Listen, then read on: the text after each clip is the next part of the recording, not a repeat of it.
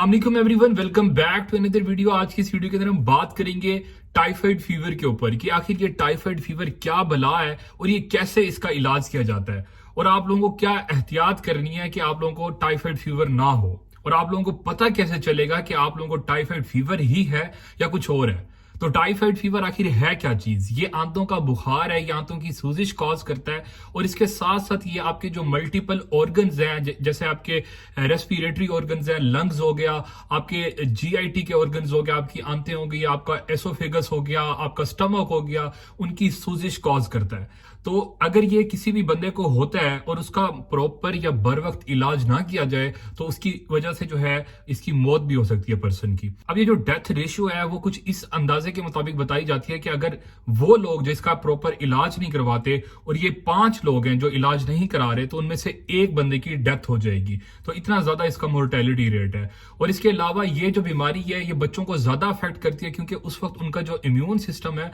वो डेवलप हो रहा होता है इस बीमारी के खिलाफ। लेकिन यहां पर क्या होता है कि बच्चे जो है अपने आप को रिकवर कर लेते हैं, लेकिन जो बड़ों को ये अगर ये बुखार हो जाए तो उनके अंदर एक तो इम्यूनिटी जो है वो स्ट्रोंग होती है, लेकिन वो बड़े बूढ़े हजरात जो कि हमारे पास डायबिटीज के मरीज हैं या और कोमोर्बिडिटीज हैं, जिनको और कई बीमारियां हैं, सांस के प्रॉब्लम है या कुछ भी बीमारी है, तो उसकी वजह से उनका इम्यून सिस्टम क्योंकि वीक हुआ होता है तो ये उनकी जान भी ले सकता है। तो आखिर ये बीमारी फैल कैसे रही है? ये एक हमारे पास बैक्टीरिया होता है जो कि आपके जीआईटी को अफेक्ट करता है, जो आपके खाने के साथ आपके जो है निजाम इंहिजाम में चला जाता है, आपके पेट में चला जाता है और वहां पर आपकी आंतों की सूजिश काज करता है और उसके बाद आपकी बॉडी के अंदर फैलना शुरू करता है। अब ये सल्मोनेला टाइफी टाइप की जो बला है ये आपके अंदर घुस कैसे रही है, इस चीज को समझते हैं। ये आपके खाने के जरिए, आपके हाथों के जरिए आपके जो है मुंह के अंदर जाता है और आपके पेट में दाखिल होता है। अब होता है क्या है, जो भी इन्फेक्टेड पर्सन होता है ये उससे भी फैल सकता है दूसरे पर्सन को। ये जो है इसकी जो रिहाइश है या ये जो जहां पर मुकीम होता है जनाब आपका सल्मोनेला टाइफी, ये हमारे पास गंदे पानी को जो है पसंद करता है और ये गंदे पानी में पाया जाता है।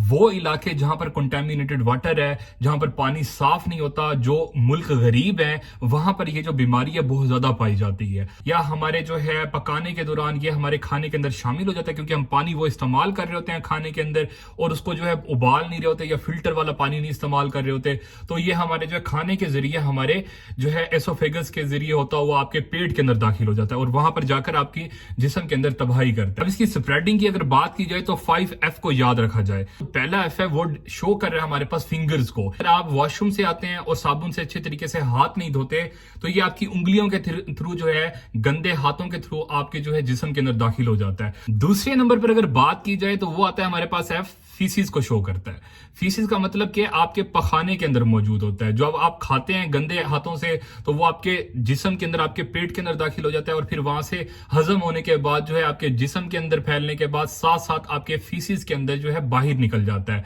अब अगर आप जो है पखाने के बाद अच्छे तरीके से हाथ नहीं धोते और साबुन से हाथ नहीं धोते, साफ पानी से हाथ नहीं धोते और उसके बाद खाना खाते हैं या वही जो फिंगर्स हैं अपनी मुंह को लगाते हैं तो उससे क्या होता है कि ये आपके जो है टाइफाइड फीवर फैलने के चांसेस बढ़ जाते हैं। इसके बाद हमारे पास जो एफ शो कर रहा है वो कर रहा है फॉर्माइट्स को शो। फॉर्माइट्स का मतलब ये है कि आपके जो लाल बेग होते हैं जो आपके किचन के अंदर मौजूद होते हैं, ये जो है आपके गटर नालियों में से निकलकर आपके किचन के अंदर आपके बर्तनों को जो है गंदा करते हैं और फिर उन्हीं बर्तनों को आप धोए बगैर इस्तेमाल करते हैं, तो ये आपको इस तरह से इन्फेक्ट करता है। इसके बाद हमारे पास जो एफ है वो शो करता है फ्लाइज को। ये जो मक्खियां हैं अगर वो पखाने के ऊपर जाकर बैठती हैं या गंदे पानी के ऊपर जाकर बैठती हैं और उसके बाद यही मक्खियां आपके फ्रूट्स के ऊपर, आपके वेजिटेबल्स के ऊपर, आपके खाने के ऊपर जाकर बैठती हैं और अगर आप वो खाना खाते हैं तो उसकी वजह से आपको जो है ये बीमारी हो सकती है। इसके अलावा क्या होता है कि हमारे कंट्री के अंदर और दूसरा इंडिया हो गया और बांग्लादेश हो गया, क्योंकि जो हमारे पास इन्फ्लेशन रेट है वो बहुत ज्यादा हाई हो रहा है और गुर्बत की वजह से क्या है कि हम लोग जो पानी है वो अफोर्ड अच्छा और साफ पानी नहीं इस्तेमाल कर पा रहे, ठीक है, अफोर्ड नहीं कर पा रहे। उस वजह से क्या है कि हम अपने खेतों को भी वो पानी देते हैं जो कि हमारे पास गंदा होता है और उसके बाद हम ये आर्ग्यू करते हैं कि हमारे पास जो खेत है अगर उनको ये गंदा पानी या गंदे नालों का पानी दिया जाएगा तो उससे क्या होगा कि जो खेत की जो फर्टिलिटी है या जो हमारे पास जो ज़राअत है वो हमारे पास बहुत ज्यादा फर्टिलाइज होगी या बहुत ज्यादा अच्छी जो है पैदावार होगी। ठीक है, पैदावार तो अच्छी कर लेंगे, क्वांटिटी तो अच्छी कर लेंगे, लेकिन क्वालिटी का क्या? आप इस क्वालिटी को दिन ब दिन जो है खराब कर रहे हैं और अपने बच्चों को भी बीमार कर रहे हैं। हमारे कंट्रीज के अंदर जो है एशिया के अंदर, इंडिया, बांग्लादेश, इंडिया के अंदर, पाकिस्तान के अंदर ये जो बीमारी है बहुत तेजी से बढ़ रही है और हर साल कई केसेस जो है रिपोर्ट होते हैं। उसकी वजह क्या है? उसकी वजह यही है कि आप लोग जो है सफाई का ख्याल नहीं रखते, हाथ नहीं धोते, आप लोग जो है अच्छे पानी का इस्तेमाल नहीं करते, और इसके अलावा इसके साथ साथ जो है अपनी फसलों को वो पानी दे रहे हैं जो है अपने फार्म से जो है निकाल कर उधर इस्तेमाल करवा रहे हैं। हद है यार। इसके बाद अगर हम अलामात की बात करें तो जैसे ही ये बैक्टीरिया सल्मोनेला टाइफी आपके जिस्म के अंदर एंटर होता है तो कुछ ही दिनों के अंदर आप लोगों को बुखार होना शुरू हो जाता है, तेज बुखार होता है। और ये बुखार जो है स्टेप लेडर फिनोमेना उसको फॉलो करता है। इसका मतलब क्या है कि बुखार आहिस्ता आहिस्ता बढ़ेगा, कम नहीं होगा, 98 99 को टच नहीं करेगा। ये आहिस्ता आहिस्ता सुबह 101 होगा, फिर 102 हो जाएगा, रात को 103 हो जाएगा, नीचे नहीं आएगा, ऊपर ही जाएगा। इसके अलावा जो है आप लोगों को मलेज की कैफियत हो सकती है, आपको पूरे जिस्म में दर्द हो सकता है, जिस्म टूटेगा, हड्डियों में दर्द होगा आपको महसूस। इसके अलावा आपको सर में दर्द महसूस होगा, कब्ज और मोशन लग सकते हैं। इसके अलावा उल्टी या नोजिया की कैफियत जो है वो हो सकती है। इसके अलावा मजीद और जो है हमारे पास कॉम्प्लिकेशंस हैं, जैसे खांसी जो है वो भी हो सकती है।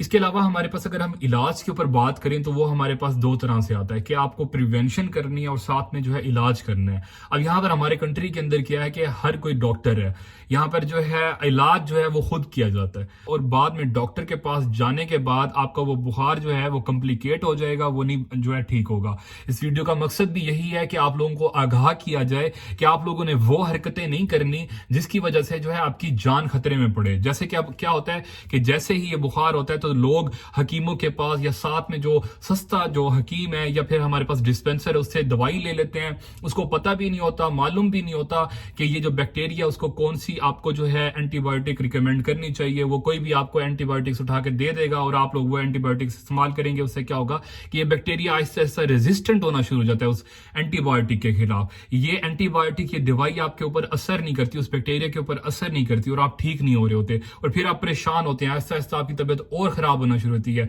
और फिर एंड के ऊपर आकर आप जो है अस्पताल का जो है विजिट करते हैं, अस्पताल जाते हैं, तो उस वक्त आपकी तबीयत बहुत ज्यादा खराब हो चुकी होती है। तो आप लोगों ने ऐसा नहीं करना। सबसे पहले आप लोगों ने क्या करना है कि अस्पताल जाना है या किसी भी अच्छे डॉक्टर के पास जाना है। आपके ब्लड का जो है सैंपल लेकर उसका कल्चर कराया जाता है, उसके अंदर जो बैक्टीरिया है जो सल्मोनेला टाइफी है उसकी प्रेजेंस को देखा जाता है कि क्या वो मौजूद है और उसके खिलाफ कौन सी एंटीबायोटिक जो है वो इस्तेमाल की जाएगी तो वो जो है रिकवर होगा, आपकी बॉडी जो है रिकवर होगी। तो उसके मुताबिक देखकर आप लोगों को जो है एंटीबायोटिक दी जाती है, ऐसे इलाज नहीं किया जाता। अब ये जो एंटीबायोटिक्स हैं ये आपको 7 से लेकर 14 दिन तक लेनी पड़ती हैं और वो आपको डॉक्टर ही बताएगा आपकी सिचुएशन के लिहाज से और आपकी एंटीबायोटिक के लिहाज से वो डोज एक मखसूस करेगा। अब यहां पर क्या होता है कि बाज लोग एंटीबायोटिक्स लेकर आते हैं, दवाई लेकर आते हैं, 3 दिन के अंदर अच्छे होना शुरू हो जाते हैं और अगर वो दवाई 7 दिन लेनी थी तो वो 3 दिन के बाद ये दवाई छोड़ देते हैं। उसकी वजह से क्या होता है कि ये जो बीमारी है ये आपके जिस्म के अंदर वैसे की वैसे रह जाती है और उसके बाद जो है ये बीमारी रिलैप्स होती है। कुछ दिनों के बाद आप ये एंटीबायोटिक छोड़ देते हैं, जो बैक्टीरिया है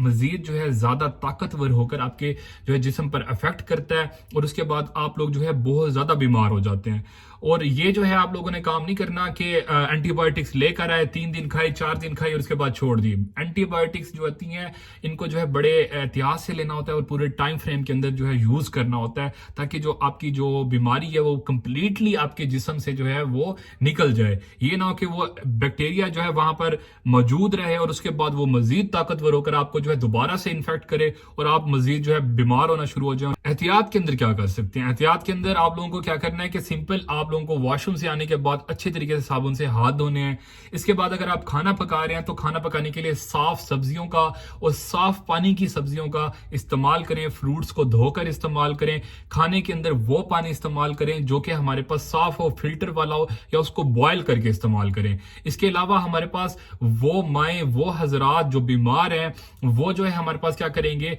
कि वो अपने आप को जो है कुछ दिनों के लिए खाने पकाने से और इन चीजों से दूर रखेंगे। कुक हमारे वो मेड्स या फिर हमारे पास बर्तन धोने वाले या घर में सफाइयां करने वाले जो बीमार होते हैं, जो टाइफाइड फीवर का शिकार होते हैं, वो खाना बनाते हैं या उनकी हाइजीन प्रॉपर नहीं होती, उन्होंने हाथ सही से नहीं धोए होते, तो उसकी वजह से जो है ये जरासीम हमारे खाने में शामिल हो जाते हैं और फिर ये हमें इन्फेक्ट इफेक्ट करते हैं। इसके अलावा आप लोगों ने मजीद ये करना है कि बाहर से गोलगप्पे लेकर नहीं खाने, बाहर से जो है दही भल्ले लेकर नहीं खाने, फ्रूट चाट लेकर नहीं खानी, जिंगर बर्गर वगैरह पिज्जा वगैरह जो है वहां से इस्तेमाल करें जो हमारे पास अच्छे ब्रांड्स या अच्छे जो हमारे पास फूड पॉइंट्स हैं। क्योंकि वो फूड पॉइंट्स जो हमारे पास ठेलों के और इसके अलावा वो जो लो क्वालिटी होती हैं फूड पॉइंट्स, इनके अंदर क्या होता है कि ये लोग अपने हाथों को अच्छे से नहीं धोते, इनका जो मटेरियल होता है वो हमारे पास सही नहीं होता, वहां पर मक्खियां बैठ रही होती हैं, वहां पर कंटेमिनेशन होती है, पानी जो होता है वो साफ इस्तेमाल नहीं किया जाता, तो उसकी वजह से क्या होता है कि इनके अंदर सल्मोनेला टाइफी जो है मौजूद होता है। और इसके अलावा इसके साथ साथ जो है आप लोग वो फूड भी इस्तेमाल नहीं करेंगे जो आपने 2 दिन से जो है फ्रिज के अंदर संभाल कर रखा हुआ है। तो जितने भी फूड्स हो गए आप फ्रीजर के अंदर जो है फ्रिज के अंदर फ्रीज करके रखते हैं, तो ये इनके अंदर अगर ये बैक्टीरिया मौजूद है तो ये उनके अंदर खाने के अंदर डीप अंदर चला जाता है, और इसके बाद अगर आप जो गर्म करके खाते भी हैं तो ये उसमें से निकलता नहीं है, खत्म नहीं होता, और ये आपकी बॉडी को जाकर इन्फेक्ट करता है। तो एंड पर आप लोगों ने सिर्फ यही करना है कि इस चैनल को सब्सक्राइब कर देना, वीडियो को लाइक कर देना और शेयर कर देना, साथ में जो बेल आइकन है उसको भी जरूर हिट कर देना। Thank you so much for watching my video. इंशाल्लाह मिलते हैं नेक्स्ट वीडियो के अंदर, तब तक के लिए अल्लाह हाफिज।